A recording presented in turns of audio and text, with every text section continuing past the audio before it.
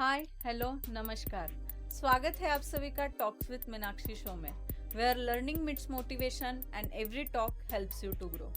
दोस्तों, आज हमारे साथ है एक ऐसी पर्सनालिटी जिन्होंने ट्रेडिंग से लेकर टेक्नोलॉजी तक एआई, एंटरप्रेन्योरशिप, सोशल इम्पैक्ट और सिनेमा की दुनिया में अपनी एक अलग ही पहचान बनाई है।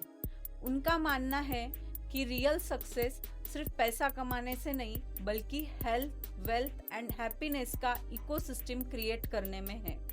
AI, cyber security, blockchain, smart agriculture and digital India की ओर उनका विजन है।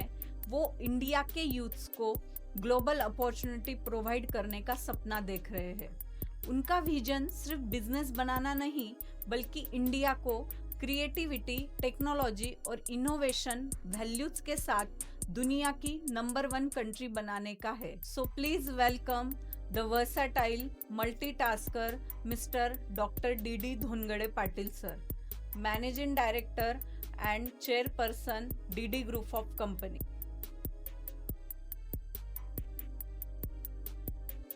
Welcome sir. यस। कैसे हो सर आप? बहुत बढ़िया। सर, आप टेक्नोलॉजी, सिनेमाज, एजुकेशन, हेल्थ, हर सेक्टर में आपका काम है। इतने डाइवर्सिफिकेशन फील्ड में आप एक साथ कैसे काम कर लेते हो? सर्वेत्र सुखिनः सन्तु सर्वे सन्तु निरामया सर्वे भद्राणि पश्यन्तु माँ कश्चित् दुःखमाप्नुयात्। तो मैं सबसे पहले हमेशा दुआ मांगता हूँ कि ईश्वर से कि सब जन जो है वो सुखी रहे, अच्छी हेल्थ वेल्थ के साथ रहे, आनंदी रहे। तो अलग अलग सेक्टर में आप कैसे काम कर पाते हो? वैसे तो क्या है कि काम जो है ना, काम करने का अपना एक विजन चाहिए, आपके पास अच्छी टीम होनी चाहिए, आपका एक अच्छा विजन होना चाहिए।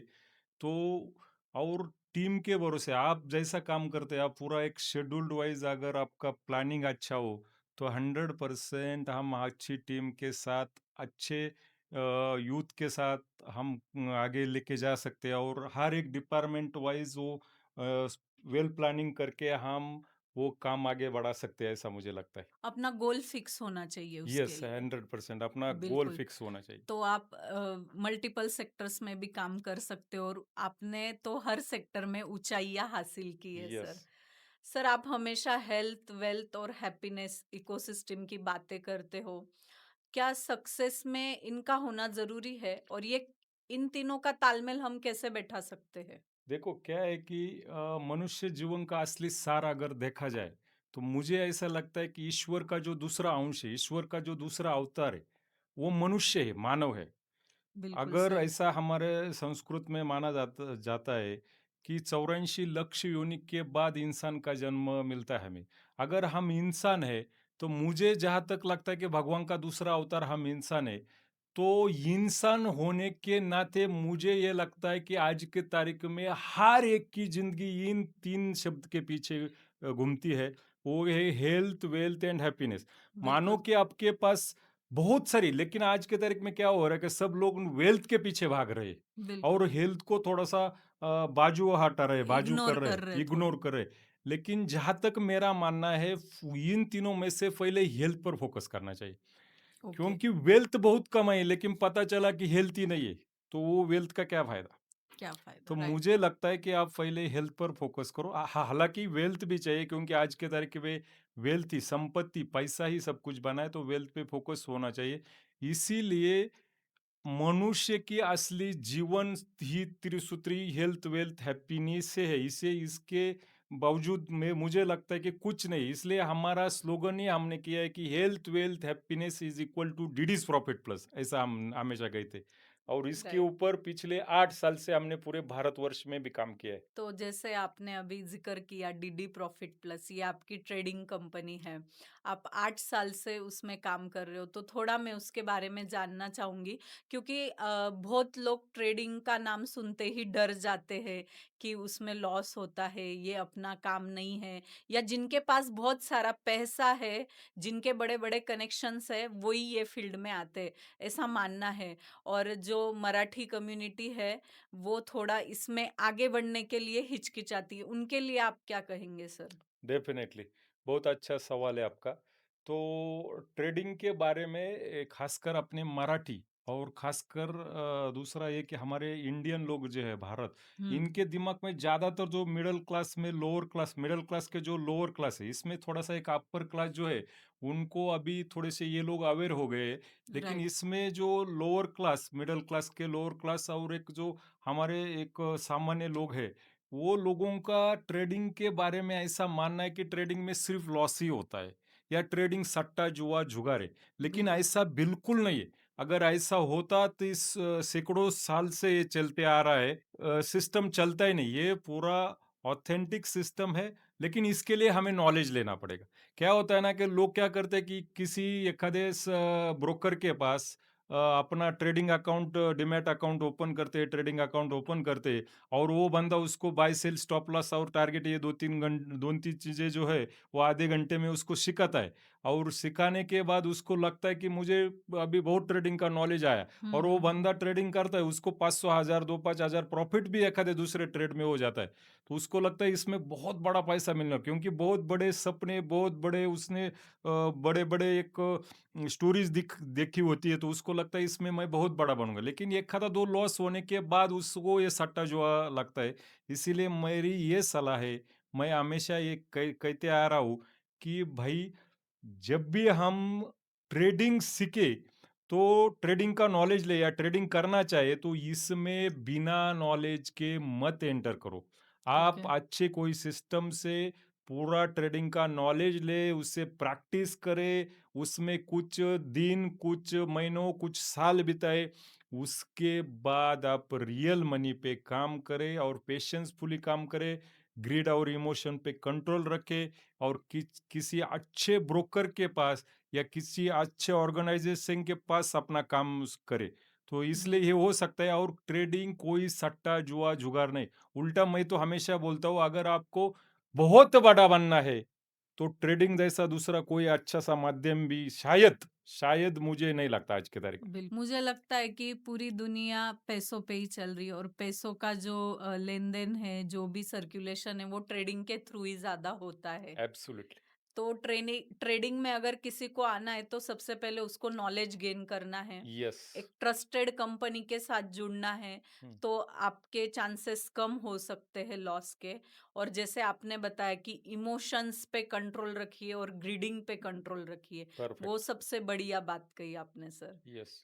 सर, आप टेक्नोलॉजी कंपनी का सपना देख रहे हो, इसके लिए आपकी क्या रणनीति है? आपने क्या सोचा है टेक्नोलॉजी कंपनी के बारे में? देखो, हमारा जो टेक्नोलॉजी का जो सपना है, तो सपने मुझे जहाँ तक लगता है तभी पूरे होते हैं, जिसके पीछे विजन सही है, और टीम अच्छी होनी चाहिए, वो एक्शन प्लान होना चाहिए, अच्छी रणनीति होना चाहिए। तो उसके बाद हम अच्छा काम कर सकते हैं।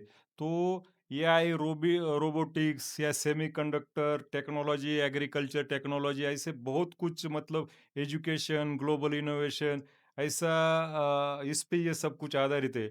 हमारा लक्ष्य केवल कंपनी बनाना है, बल्कि एक भारत को अच्छी टेक्नोलॉजी लीडरशिप देना है। तो ये आज के तारीख में इंडिया में तो इसके लिए बहुत सारा स्कोप है। और इंडिया में अगर हम देखा जाए, तो आजकल के जो यूथ है, वो राइट। काफ़ी टेक्नोलॉजी में भी आगे आ रहे, और टेक्नोलॉजी को समझ रहे। टेक्नोलॉजी सिर्फ हम जो मतलब रील पे देखते हैं या चैट जीपीटी पे देखते हैं, वो टेक्नोलॉजी नहीं, इसके बावजूद भी बहुत बड़ी टेक्नोलॉजी है। तो हम अभी जो टेक्नोलॉजी लेकर आ रहे, वो टेक्नोलॉजी एक केवल मुझे लगता है कि ये कोई नासिक या महाराष्ट्र की नहीं, बल्कि पूरे इंडिया का एक चेहरा, फेस बदलने में इतना बड़ा, मतलब इतना बड़ा गोल हम रख के चल रहे हैं कि इंडिया का फेस बदलने की ताकत हमारी टेक्नोलॉजी रखती है। वाह! बहुत बढ़िया सोचा सर आपने कि इंडिया का फेस ही बदलना है टेक्नोलॉजी के थ्रू। क्योंकि हमें 1947 में आज़ादी मिली थी सर। 80 साल हो चुके हैं, इंडिया ने हर सेक्टर में प्रोग्रेस की है। ऐसा कोई सेक्टर और ऐसी कोई दिशा नहीं कि जहाँ इंडिया का नाम नहीं है। और हम अगले 20 साल का विज़न रख रहे हैं, 2047 में इंडिया सुपर पावर की तरह उभर कर आएगा। बट आज भी हम टेक्नोलॉजी सेक्टर में कहीं न कहीं दूसरे कंट्रीज़ पर डिपेंडेंट है सर। जैसे सेमीकंडक्टर, रोबोटिक्स, हार्डवेयर है, एआई टेक्नोलॉजी है। तो ये डिपेंडेंसी कब तक खत्म हो सकती है? आपको क्या लगता है? इंडिया कब खुद मैन्युफैक्चरर, क्रिएटर बनेगा या कंज्यूमर ही रहेगा हमेशा? सही बात है। ये बहुत अच्छा सवाल है। देखो ऐसा नहीं है कि हमारा इंडिया, हमारा भारत देश इसमें प्रगति नहीं कर रहा है। हार्डवेयर में भी हम बहुत स्ट्रांगली जा रहे हैं। हालाँकि हम बाकी देशों के कंपेयर में बाकी कंट्री के कंपेयर में हम थोड़े पीछे ज़रूर है, लेकिन ऐसा नहीं है, आज के तारीख में भी इंडिया ने भी, भारत ने भी बहुत मजबूत शुरुआत कर दी है। या हमारा सरकार जो है, ये उद्योग, शिक्षा इसमें अगर मिलकर अच्छी रिसर्च मैन्युफैक्चर करे तो इसमें बहुत सारे स्कोप भी है। बहुत स्किल डेवलपमेंट पे मुझे लगता है कि गवर्नमेंट ने काम करना चाहिए। तो ऐसा अगर हम अभी पॉलिटिक्स को अगर छोड़े और हुँ, फुल्ली फोकसफुली अगर हमारी सरकार काम कर रही है, ऐसा अगर हम माने, तो हो सकता है कि आने वाले एक 8-10 साल में हम सेमीकंडक्टर चिप्स या ऐसे हार्डवेयर में भी बहुत बड़ी खुद का मैन्युफैक्चरिंग है, खुद का स्ट्रॉन्ग पॉइंट पर पे पहुंच सकते हैं। लेकिन जैसे कि इंडिया में आज के तारीख में जो कुछ माहौल चल रहा है और जो कुछ हम देख रहे हैं, ये अगर ऐसा ही चलता रहा तो भी हम अचीव करेंगे। ऐसा नहीं कि हम अचीव नहीं कर सकते, लेकिन तो भी अचीव करेंगे, लेकिन थोड़ा और टाइम लग सकता है। हो सकता है कि 10-15 साल भी लगेगी। लेकिन बिल्कुल। मेरा ऐसा मानना है कि भारत देश आज के तारीख में एक केवल एक कंज्यूमर कंट्री नहीं, तो भारत देश एक मजबूत पूरे वर्ल्ड का एक केवल कंज्यूमर नहीं, बल्कि एक पूरे प्रोवाइडर वर्ल्ड को बनेगा। एक प्रोवाइडर भी बना सकता है, ऐसा एक हमारा कंट्री है। तो ये कंट्री बहुत मजबूत तरीके से आगे जा रही है और आने वाले सालों में हम जो बाकी देशों के पास नहीं है, वो भी हम इंडिया में ज़रूर 100% करेंगे। बिल्कुल इतना सर। हमारा पोटेंशियल ऑलरेडी है। आप और हम जैसे लोग बिल्कुल इसको आगे लेके जाएँगे। जैसे आप 100% है, हाँ। स्मार्ट एग्रीकल्चर का सिस्टम लेके आ रहे हो, टेक्नोलॉजी की कंपनी लेके आ रहे हो, आप न्यू इनोवेशंस लेके आ रहे हो, तो मुझे नहीं लगता कि इंडिया को बहुत ज़्यादा टाइम लगेगा। ये आने वाले कुछ वर्षों में हम अचीव कर लेंगे। 100%, 100%। तो अगले हाँ, नेक्स्ट 10 इयर्स में आपको क्या लगता है यूथ ने किस सेक्टर में या उनके लिए कहाँ ज़्यादा अपॉर्च्युनिटीज़ क्रिएट हो सकती है? कौन से स्किल पे उन्होंने फोकस करना चाहिए यूथ्स ने? देखो मुझे ये लगता है कि यूथ का फोकस कहाँ पे होना चाहिए, अगला नेक्स्ट अगले भारत के युवा को हमें कहाँ जाना चाहिए, इसका जवाब मैं ये देना चाहूँगा कि आज के तारीख में क्या है कि एआई बहुत जोर से काम कर रहा है। एआई के अभी एआई का जमाना है, आर्टिफिशियल इंटेलिजेंस इतने जोर से काम कर रहा है। तो एआई हो गया, रोबोटिक्स हो गया, या फिर जैसे हम कुछ देर पहले बोले कि सेमीकंडक्टर हो गए, इसमें हमने प्रोग्रेस करनी चाहिए। साइबर सिक्योरिटी है, डेटा साइंस है, या फिर रिन्यूएबल एनर्जी है, बायोटेक्नोलॉजी है, या फिर एग्रीटेक, हेल्थ केयर टेक्नोलॉजी बहुत सारे हैं। जैसे कि स्पेस टेक्नोलॉजी, डिजिटल फाइनेंस जैसे क्षेत्रों में बहुत सारे अवसर हमारे भारत में ऑलरेडी है। अगर हमारे भारत के युवा ये लगातार सीखते रहेंगे, तो मेरा ऐसा दावा है कि ये केवल भारत में नहीं बल्कि पूरी दुनिया में आने वाले दिनों में भविष्य में ये नेतृत्व कर सकते हैं। सर, आप हजारों लोगों को फाइनेंशियल अवेयरनेस करते हो, बट आज भी कुछ लोग हैं जो अट्रैक्टिव इन्वेस्टमेंट स्कीम्स है, फाइनेंशियल फ्रॉड में फंस जाते हैं। उनके लिए आप क्या कहना चाहोगे सर? ये तो बहुत अच्छा सवाल आपने पूछा। देखो आज के तारीख में मार्केट में पॉन्जी स्कीम इतनी चलती है ना, राइट। पॉन्जी स्कीम इतनी चलती है कि इसके पीछे का मेन जो रीजन है ना, हमें वो ढूंढना चाहिए। इसके पीछे का मेन रीजन ये होता है कि ग्रिड, लालच। हुँ, आज हर किसी को लगता है कि मैं एक दिन में, एक महीने में, एक साल में करोड़पति बनूं, हुँ, मुझे मेरे हुँ। पास बहुत सारा पैसा हो। लेकिन भाई ऐसा होता तो हमारे जैसे आरबीआई या बहुत सारे कंपनियों के पास बहुत सारा फंड है, वो भी पैसा देते हैं। और कोई अगर मानो कि बहुत सारे 10%, 15%, 20%, 25% महीने की रिटर्न्स के स्कीम लोगों को कुछ-कुछ दिखाते, ये हुआ, वो हुआ, कुछ कुछ डेमो ट्रेडिंग अकाउंट दिखाते या कुछ ना कुछ नाटक करते ये लोग और दिखाकर लोगों के खिस्से में से पैसे निकालते। तो मेरा ऐसा कहना है कि कोई भी ग्रिड के पीछे, पॉन्जी स्कीम के पीछे मत लगाइए, अपनी खून पसीने, मेहनत की पूंजी मत गए उस व्यक्ति का, उस ऑर्गेनाइजेशन का, उसका जो प्लान वो बता रहा है, उसका पूरा स्टडी करे। उसके अच्छे-अच्छे रजिस्टर जो मतलब ऑर्गेनाइजेशन है, उसके यहाँ आप जाइए, उसके तरफ आप अपना पूँजी दे दीजिए, पूँजी डालिए, पैसा किसी भी इन्वेस्टमेंट, फ्रॉड इन्वेस्टमेंट के पीछे मत लगाइए। और दूसरी बात ये कि हम जिसके साथ ये पैसों की डील कर रहे, उस व्यक्ति का नेचर ज़्यादा इम्पोर्टेंट रखता है। मुझे बिल्कुल, जहाँ तक लगता है, मानो कि कोई बंदा आपको पैसा दे रहा है, तो आजकल के तारीख में तो बहुत सारे मतलब आर्टिफ़िशियल भी कुछ ना कुछ लोग दिखाकर लोगों से पैसा लेते हैं।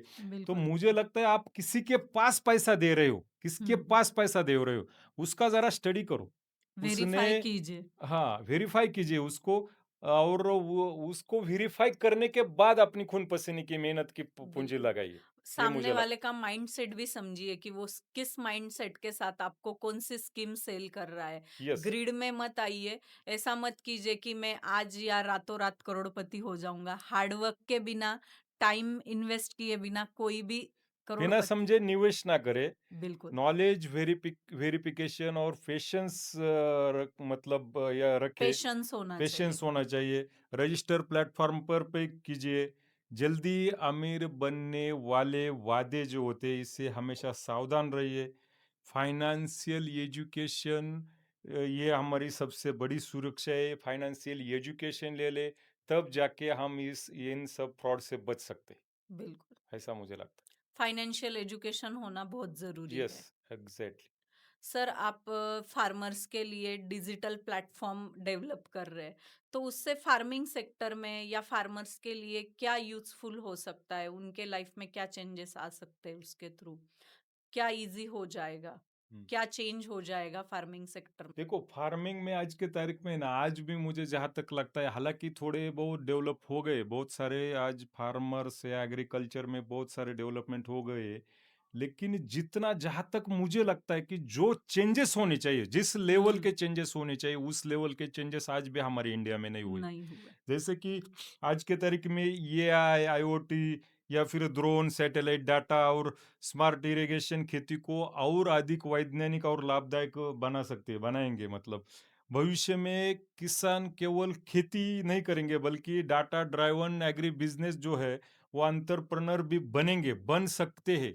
और ये करने के पीछे हम लगे। हम जो अभी एग्रीकल्चर के लिए हमारे आईटी एआई के माध्यम से हमारी जो मतलब डीडीज टेक्लिट एआई सॉल्यूशन जो है, हम खेती के लिए भी मतलब हमारे किसानों के लिए एक ऐसा प्लेटफॉर्म लेके आ रहे हैं, जो कि मैं आपको 100% बता सकता हूँ कि ये जो प्लेटफॉर्म है एग्रीकल्चर में, हमारा जो डीडीज टेक्लिट एआई जो लेके आ रहा है, ये पूरे इंडिया की सूरत बदल सकता है। इतना जबरदस्त और इतना बढ़िया प्लेटफॉर्म हम लेके आ रहे हैं। अभी ये डिटेल में बोलने के लिए इसको भी 1 डेढ़ घंटा लग सकता है, लेकिन मैं इतना ही इन शॉर्ट शॉर्ट आपका संक्षिप्त मिशन क्या है? हाँ, संक्षिप्त में बताऊंगा कि एक ऐसा प्लेटफॉर्म हम हमारी एआई की तरफ से लेके आ रही है, जो कि मतलब वो कोई किसान, अगर चाहे कोई बंदा है कि जो सिटी में रहता है और उसका 1 एकड़ खेती है, वो हुँ, गांव से लेकर जा करना चाहता है, लेकिन उसको खेती का कुछ भी नॉलेज नहीं है।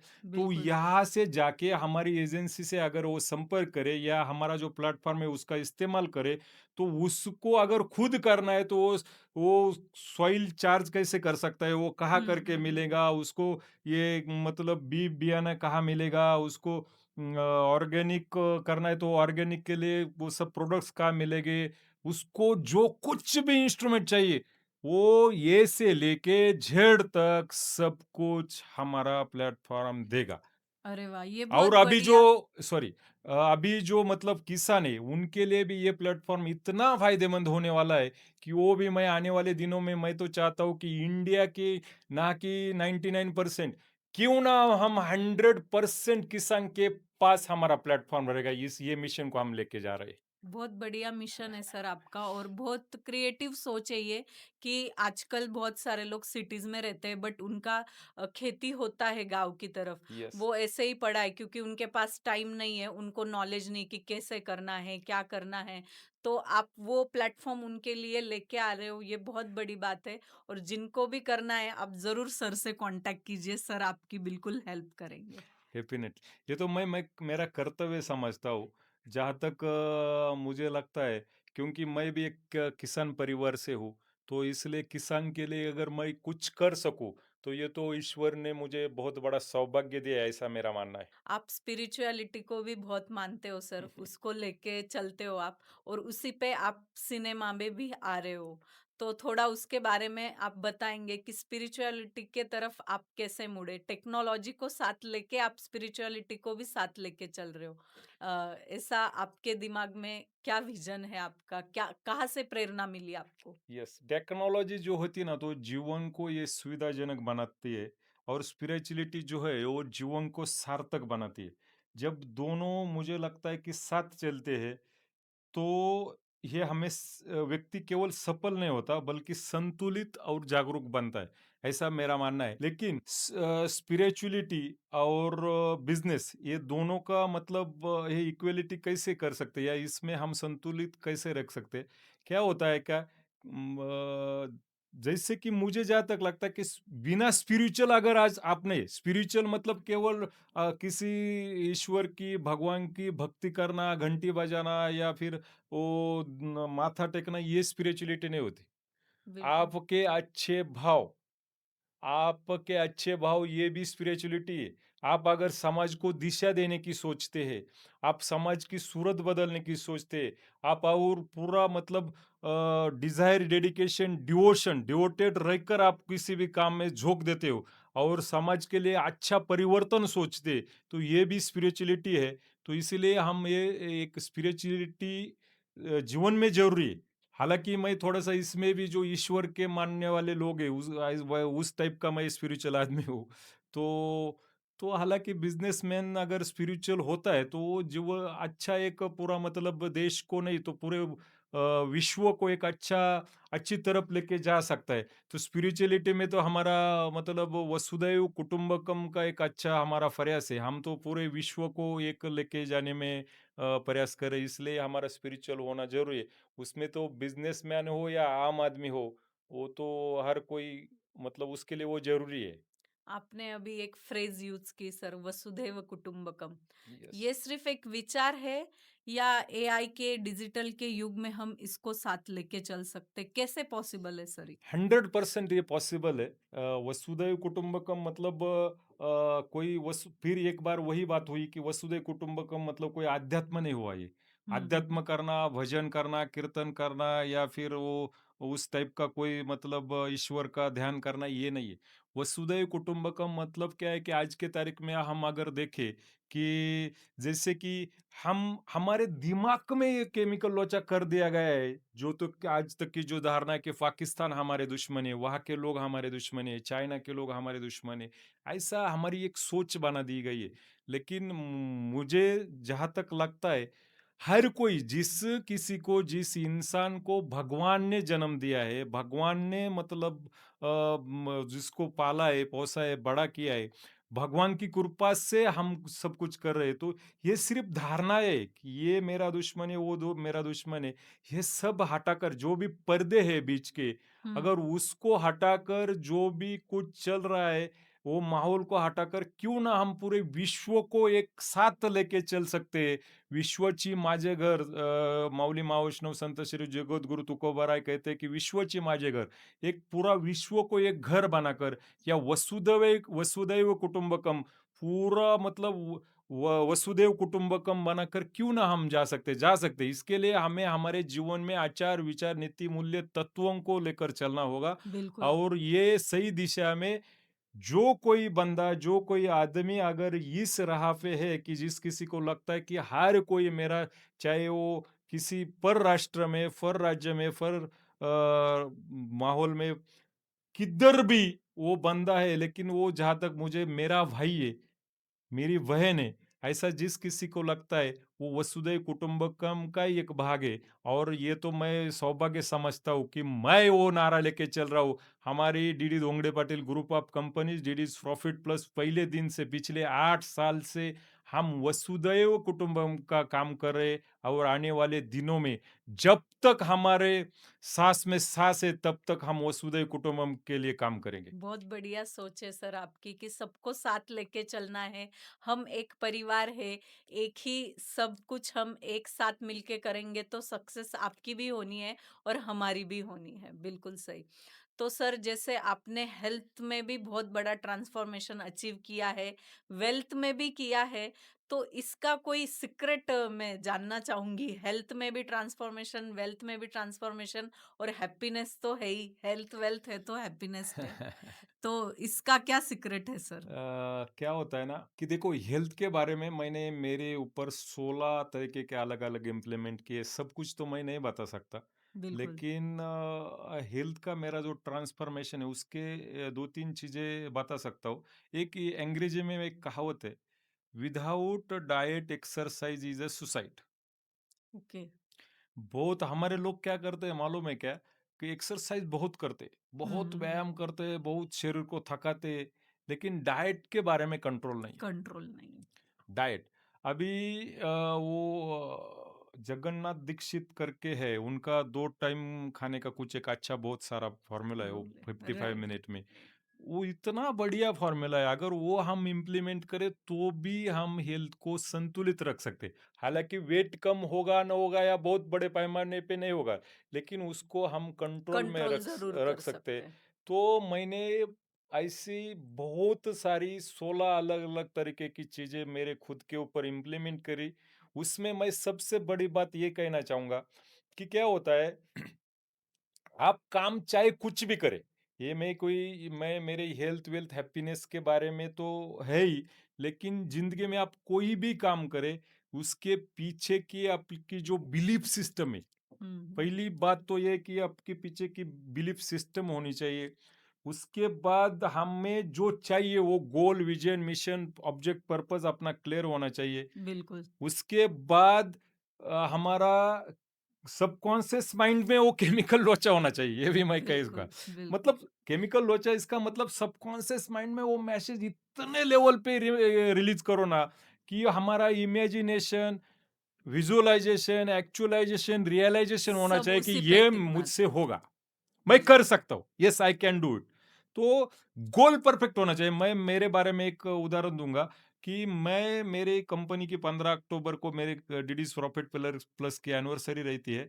तो कुछ सालों की बात है, एक एनिवर्सरी के दिन मैंने एक गोल मेरे स्टेज पे लिया था कि आने वाले एनिवर्सरी में मैं बीएमआई में रहूँगा, बॉडी मास इंडेक्स में। तो इसके पीछे बहुत सारी चीज़ें मुझे करनी पड़ी। बिल्कुल। बहुत सारी चीज़ें करने पड़े जो कि मेहनत अभी के ब बिना तो कुछ हासिल नहीं होता है। 100% मेहनत के बिना कुछ हासिल नहीं होता। तो मुझे सबसे बड़ा डाइट में मैंने बहुत बड़ा अलग-अलग चीज़ें इम्प्लीमेंट की, एक्सरसाइज़ में भी बहुत कुछ किया और बहुत सारी चीज़ें इम्प्लीमेंट करने के बाद मैं हर एक दिन का शेड्यूल बनाया, वीकली शेड्यूल बनाया, मंथली शेड्यूल बनाया, तब जाके मैं 1 साल के भीतर मेरे बीएमआई तक पहुँचा। बहुत बढ़िया अचीवमेंट है सर ये। यस। ये बात तो हो गई हेल्थ की, अब बात करते हैं वेल्थ की। हमने सुना है कि आपके इतने बड़े एम्पायर, इतने बड़े डीडी ग्रुप ऑफ कंपनी में आपके सन आपके साथ कंधे से कंधा मिलाकर काम करते हैं। तो उनकी उम्र बहुत कम है जैसा मेरा जानकारी है। 18 साल बिल्कुल। है। तो इतनी कम उम्र में वो आपके साथ हाथ बटा रहे, इसका क्या सीक्रेट है सर? तो देखो वेल्थ में भी हम जो काम करें मैं कुछ देर पहले ही बोला कि हमारा जो मराठी मानुस है हुँ, उसको क्या है कि मुझे लगता है कि जब हमारी जेब खाली है ना तो हुँ। हमारा 100% हमारा फोकस भले आपका कुछ बड़ा गोल नहीं हो लेकिन हमें पैसों के पीछे नहीं बल्कि मैं ये बोलना चाहूँ कि हमारे करियर के पीछे का हमारा फोकस गोल होना चाहिए होना गोल चाहिए। होना चाहिए तो हम क्या करते हैं मराठी मानुस को है ना ज्यादातर वो ऐसा है ना कि कुछ जो चीजें हमारे लिए जरूरी नहीं उस पर उसका ज्यादा फोकस जाता है हुँ, हुँ, हुँ। तो जैसे कि हम मराठी में हमेशा बोलते कि वो पॉलिटिक्स में क्या चल रहा है इधर क्या चल रहा है उधर क्या चल रहा है तो ये उसमें ज्यादातर ये शक्ति जाती है तो जब हमारे घर में अगर कोई आपका मानो कि कोई छोटा बच्चा है बिल्कुल। तो वो एक कल्चर होता है ना कि जैसे कि वैसे तो मुझे कोई कास्ट या कम्युनिटी वाइज कुछ बात नहीं करना है, लेकिन वो जैन, मारवाड़ी, गुजराती, ब्राह्मण, सिंधी लोग जो है, वो अपने बच्चों को पहले मतलब जो अ, आ, ई, ए, बी, सी, डी बाद में पढ़ाते, लेकिन वो उनको उसको ये पढ़ाते कि भाई बिजनेस में कैसे बढ़ना चाहिए। तो बिल्कुल। वैसे ये बहुत बड़ी अच्छी आदत है कि हमने वो आदत क्रिएट करना चाहिए कि हम पैसा कैसे कमा सकते, करियर कैसे करा सकते। तो मैंने मेरा खुद का लड़का 10-12 साल में, शायद एक 12-13 साल का वो होगा, कुछ तो कोविड पैंडेमिक आया था जब पूरा विश्व ठप्प पड़ा था, मतलब बंद बिल्कुल पड़ा था। बंद था। तब जाके मैंने उसके ऊपर लाखों रुपया खर्चे करके ऑनलाइन उसको ट्रेडिंग का नॉलेज दिया, नेशनल और इंटरनेशनल कोर्सेज ज्वाइन किए। जब लोग पैसों को एक एक रुपया बचा रहे थे तब जाके मैं खर्चा कर रहा था, क्योंकि ठीक है पैसा आज नहीं तो कल कमाया जा सकता है, लेकिन बिल्कुल, नॉलेज नॉलेज बहुत बहुत इम्पोर्टेंट जरूरत है। है। किसी भी चीज में मुझे लगता है नॉलेज, आप बिना नॉलेज के आप कुछ हासिल नहीं कर सकते, बिल्कुल। बिना नॉलेज के आप कुछ अचीव नहीं कर सकते। तो उस वक़्त, हाँ, उसके बाद भी क्या है कि जब हमारे पेरेंट्स होते हैं, माता-पिता का एक है कि अपने बच्चों को सपोर्ट भी करना चाहिए। हुँ, ऐसा नहीं कि उन्होंने थोड़ा-सा लॉस किया या उन्होंने थोड़ा-सा गलत किया, उसमें कुछ आगे-पीछे हुआ, तो हुँ, आप हुँ। सपोर्ट करो, कोई बात। एक्सपीरियंस से ही सीखते हैं। एग्ज़ैक्टली, तो हमने भी वही किया है, हम कई बार गिरे हैं, कई बार संभले हैं, कई बार खड़े हुए हैं, परफेक्ट। तो वैसा बच्चों को सपोर्ट करना माँ-बाप का फर्ज होता है। 100%। तो वैसे वैसे भी मैंने मेरे बेटे को बहुत सपोर्ट भी किया, कभी-कभी लॉस भी हो गए, तो भी मैंने सपोर्ट किया, कोई बात नहीं बेटा, होगा, अच्छा हुँ, ही हुँ, होगा। हुँ, हुँ। तो तब जाके आज के तारीख में वो एक सक्सेसफुल ट्रेडर है, सक्सेसफुल ट्रेनर है, ओके, सक्सेसफुल एक एंटरप्रेन्योर है, यूथ एंटरप्रेन्योर है। तो बिल्कुल। अच्छा एजुकेशन लेने के बाद ही आप कुछ हासिल कर सकते हैं। मैं पहली कुछ देर पहले मैं बोला कि आप पॉन्जी स्कीम या एक रात में करोड़पति बनने के सपने के पीछे मत भागो, बल्कि अपना नॉलेज करियर, गेन करो, नॉलेज गेन करो। एजुकेशन ले लो, तब जाके आप बड़ा बन सकते हो। उसके लिए समय जाता है, टाइम बिल्कुल। लगता है। सर आप इतने अलग-अलग फील्ड्स में काम करते हो, इतना बड़ा एम्पायर खड़ा किया है आपने, ये कोई चैलेंजेस से तो भरा ही होगा, अप्स एंड डाउन्स हमेशा आते रहते हैं। तो आपके लाइफ का सबसे बड़ा चैलेंजिंग फेज़ कौन-सा था? क्या चैलेंजेस फेस किए आपने आपके लाइफ में? आपकी शुरुआत कैसे हुई? आप इस तरफ कैसे मुड़े? ये सवाल पे मैं हमेशा थोड़ा-सा इमोशनल हो जाता हूँ, क्योंकि क्या है कि मुझे जहाँ तक लगता है कि हर इंसान की ज़िंदगी में जो भी चुनौतियाँ आती है, जो भी चैलेंजेस आते हैं, तो वो चैलेंजेस में आप एक अच्छे धैर्य के साथ, पेशेंस के साथ, निर्णय क्षमता के साथ, निरंतर सीखने की आदत जो है, वो बनानी चाहिए। तो मैंने खुद ये मेरे ऊपर इम्प्लीमेंट किया है कि इसलिए मैं तो हमेशा हर किसी को बोलता हूँ कि असफलता से मत डरिए, सीखना कभी मत छोड़िए। अपना जो गोल है, अपना जो लक्ष्य है, वो लक्ष्य के प्रति आप अनुशासित रहिए। समय बदलता है, लेकिन मेहनत का मूल्य कभी नहीं बदलता है। मेरे जीवन में चैलेंजेस तो बहुत, मतलब ज़िंदगी ऐसा समझो कि लोग बोलते हैं कि 30-35 के बाद तक आधी जिंदगी हुँ, गुजरती है। तो आधी जिंदगी गुजर तक लोगों को यही पता नहीं चलता कि भाई मैं करता क्या हूँ। करता क्या हूँ? मुझे करना क्या है लाइफ में? वही तो क्लियर वो, नहीं होता है हाँ, उनका। उस व्हाय क्लियर होना बहुत ज़रूरी है। एग्जैक्टली। तो मैं भी उसी फेज में था मैडम, लेकिन क्या होता है ना तो कि फिर आपको आपके लाइफ का पर्पज़ कब मिला सर? मेरा लाइफ का पर्पस तो देखो, मैं तो मतलब मेरे जो माता पिता है वो तो कुछ स्कूल में भी नहीं गए। हुँ, हालाँकि मेरे पिताजी चतुर्थ श्रेणी कर्मचारी रेलवे में थे, आज भी मेरी माताजी को बहुत अच्छी पेंशन है, तो पिताजी नहीं रहे। लेकिन फिर भी मैं जब स्कूल में पढ़ता था तभी जाके पता नहीं, एक 10वीं पास के बाद भी मेरे गोल ऐसे थे ना कि मैं करोड़ों की भाषा करता था। तो शायद वो बाय प्रोडक्ट निसर्ग दत्त कहते हैं उसे, वो तो मैनिफेस्टेशन कह सकते हाँ। हैं। तो वो मेरे मतलब मेरे ज़िंदगी में तो पहले से ही है। तो करोड़ों, करोड़ों, करोड़ों करके लोग पीछे हँसते थे, "अरे! हैं, करोड़ों कैसे होगा?"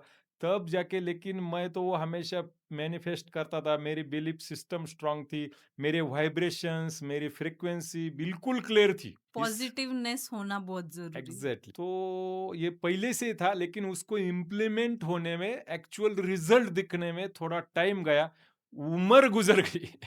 उसमें बहुत चैलेंजेस आए, उसको भी मैंने फेस किया, लेकिन हर एक चैलेंजेस में मैंने सीखा है, कुछ सीखता बिल्कुल, रहा हूँ मैं। सीखते मैं रहिए। तो हमेशा, मैं खुद को कभी प्रिंसिपल नहीं मानता, मैं हमेशा खुद को एक स्टूडेंट मानता हूँ, विद्यार्थी मानता बिल्कुल, हूँ। जिंदगी के आखिरी सांस तक खुद को स्टूडेंट मानो, विद्यार्थी मानो, आप बहुत कुछ सीखते हैं, बहुत कुछ बिल्कुल। सीखते हैं। तो मेरे हर किसी की यही सलाह रहेगी कि भाई जिंदगी में चैलेंजेस हो या जिंदगी में आप बहुत बड़े लेवल पे हो, लेकिन सीखते रहो, स्टूडेंट बन के रहो, बिल्कुल। कभी खुद को प्रिंसिपल मत बनाओ। ओवर कॉन्फिडेंस में मत जाओ इन यस, शॉर्ट, बिल्कुल। एब्सोल्युटली। तो सर जैसे आपने पत्रकारिता की थी पहले, आपके करियर की स्टार्टिंग वहाँ से हुई थी। तो आपने स्विच करने का क्यों सोचा या क्या आपके दिमाग में आया कि आप इस फील्ड में आए?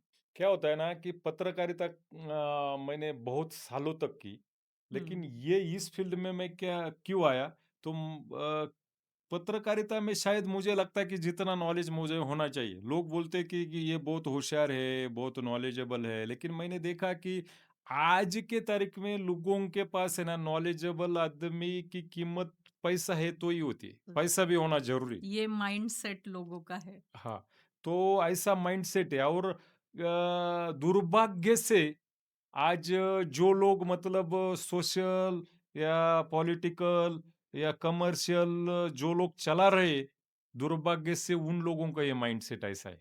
हुँ, हुँ, लेकिन मुझे लगता है कि नॉलेज वाले को फर्स्ट प्रेफरेंस या फर्स्ट प्रायोरिटी देना चाहिए, लेकिन वैसा नहीं होता है। तो मैंने बहुत सहा है, बिल्कुल। मैंने मेरी ज़िंदगी में बहुत सा, पत्रकारिता में भी अच्छा परफ़ॉर्मर था, अच्छा लिखता था मैं, अच्छा नॉलेज रखता था, अच्छा स्टडी रखता था।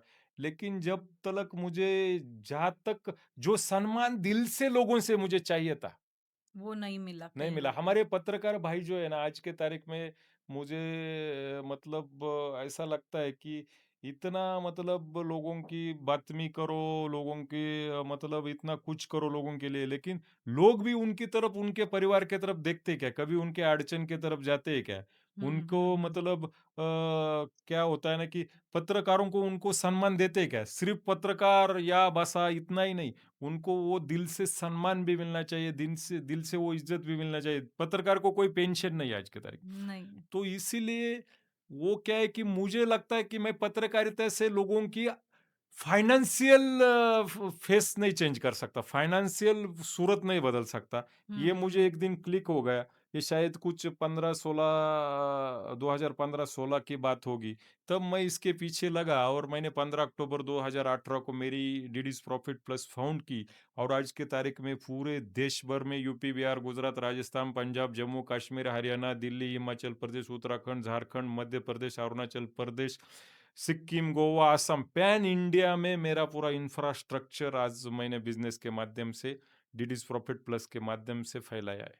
बहुत हिम्मत वाला काम किया है सर आपने कि आप इतना अच्छा लिख रहे थे, इतना अच्छा करियर चल रहा था आपका पत्रकारिता में, फिर भी आपने वो स्विच करके इतना बड़ा, इतने पैन इंडिया लेवल पे आपका एम्पायर खड़ा किया। बहुत-बहुत धन्यवाद है सर आपको इसके लिए। ये एक प्राउड वाली फीलिंग होती होगी आपको, राइट सर? बहुत प्राउड है मुझे। लेकिन मैं जो कुछ भी हूँ, मैं आभार मानता हूँ कि मुझे पत्रकारिता ने बहुत कुछ सिखाया, या फिर मेरे जीवन में जो भी चढ़ाव-उतार आए, मैं उनसे भी बहुत कुछ सीखा हूँ, या बिल्कुल। फिर मैं कुछ आध्यात्मिक किसी बहुत सारे अलग-अलग संस्थान से जुड़ा हूँ, हुँ, तो हुँ। उन्होंने मेरी ज़िंदगी में बहुत कुछ सिखाया। मेरे ज़िंदगी में बहुत कुछ अच्छे दोस्त आए, उनसे भी मैं कुछ बहुत कुछ अच्छा सीखा। तो मैं तो सीखते रहता हूँ, ये सीखना मेरी आदत है। बिल्कुल, बहुत बढ़िया आदत है। मुझे लगता है ये आदत सभी लोगों के अंदर होनी चाहिए यस, कि ज़िंदगी के आखिरी सांस तक सीखते रहो, जैसा आपने यस, बताया, एब्सोल्युटली, बिल्कुल। एब्सोल्युटली। तो डिडीज़ ग्रुप ऑफ कंपनी का नेक्स्ट विजन क्या है? 5 इयर्स का नेक्स्ट विजन क्या है सर? हमारा जो विज़न है, मैं बताऊँ चाहूँगा एआई। अभी जो मैंने ज़िक्र किया कि आर्टिफ़िशियल इंटेलिजेंस में हम बहुत बड़ा इंडिया लेवल पे नहीं, ग्लोबली हम पूरा बहुत बड़े लेवल पे काम करना चाहते हैं। मतलब AI, technology, education, financial literacy, agriculture innovation या फिर सोशल इम्पैक्ट के माध्यम से हम भारत की अग्रगण्य कंपनियों में स्थान बनाना है हमें। साथ ही हम जो हमारे भारत के, इंडिया के लाखों युवाओं को रोजगार, कौशल और उद्यमिता प्रदान करने का जो अवसर है वो प्रदान करना हमारा लक्ष्य है। और जैसे कि मैंने कुछ देर पहले बताया कि हमारा जो एग्रीकल्चर में हम जो प्लेटफॉर्म लेकर आ रहे हैं या बिल्कुल, फिर हम टेक्नोलॉजी में एआई के माध्यम से जो प्लेटफॉर्म लेकर आ रहे हैं, उसमें हम देश की, इंडिया की पूरी एक अलग तरीके से सूरत बदलने की सोच हम रखते हैं। अरे और वाह! ये सोच को लेकर हम चल रहे हैं और इसमें हमारे DD Dhongade Patil group of company का बहुत बड़ा रोल आगे जाए के रहेगा। DD's profit plus, DD's Techlit AI solution, बहुत सारे हमारे जितने भी मतलब अलग अलग सेगमेंट है, अलग अलग कंपनियां है, ये बहुत बड़ा रोल करेगी। बहुत बड़ा विजन है सर आपका, और हम आने वाले वर्षों में देखेंगे कि आप उस मिशन विजन को अचीव करेंगे। पर सर, आपको ऐसा नहीं लगता कि जब हम टेक्नोलॉजी को साथ लेके चल रहे, डिजिटल इंडिया की ओर जा रहे, डिजिटल वर्ल्ड की तरफ बढ़ रहे, तो कहीं ना कहीं सोशल वैल्यूज, मॉरल वैल्यूज हमारी पीछे दब रही है? तो उसको साथ लेके हम कैसे आगे बढ़ सकते हैं? सोशल इम्पैक्ट होना, सोशल वैल्यूज, मॉरल वैल्यूज को हम कैसे बनाए रख सकते हैं? जो हमारी इंडिया की धरोहर है, हमारी संस्कृति है, कि हमारे वैल्यूज, हमारी अलग अलग परंपरा है, कहीं वो टेक्नोलॉजी के साथ दब ना जाए। नहीं, ये शायद मुझे जहाँ तक लगता है, देखो टेक्नोलॉजी एक पार्ट है। हम्म। हमारी भारतीय संस्कृति के ऊपर अगर हम बात करें, तो भारतीय पूरे वर्ल्ड में सैकड़ों संस्कृतियों का प्रहार झेलते हुए भी आज के तारीख में भारतीय संस्कृति तेजी से आगे बढ़ती रही है।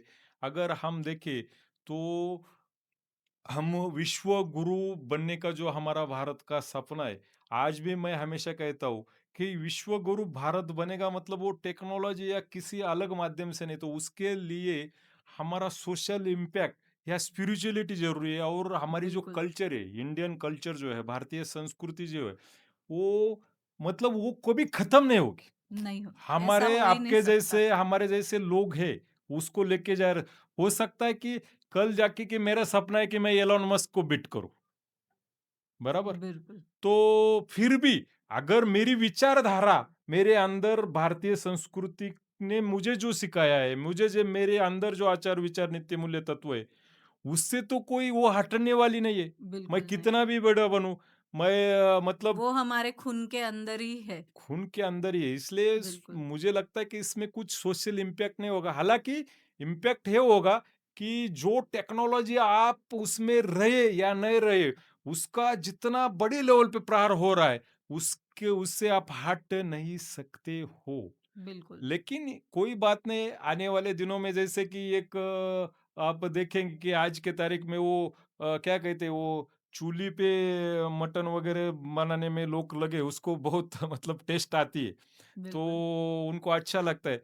वैसे भी आगे जाके भी यही होने वाला है। हम जैसे 2030 2035 में आगे बढ़ेंगे, तब जाके हमारी जो भारतीय विचारधारा है, भारतीय संस्कृति जो कभी भी उसके ऊपर कितने प्रहार होने के बाद भी खत्म नहीं होगी।